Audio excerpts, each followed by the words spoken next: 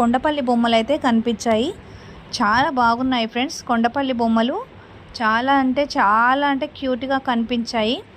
So నేనైతే తీసుకోలేదు. Cost వచ్చేసి ఎక్కువ చెప్తున్నారు. 300 రూపీస్కి ఒక పేరు ఉంటుంది, పెళ్ళి కొడుకు పెళ్ళి కూతురు పేరు.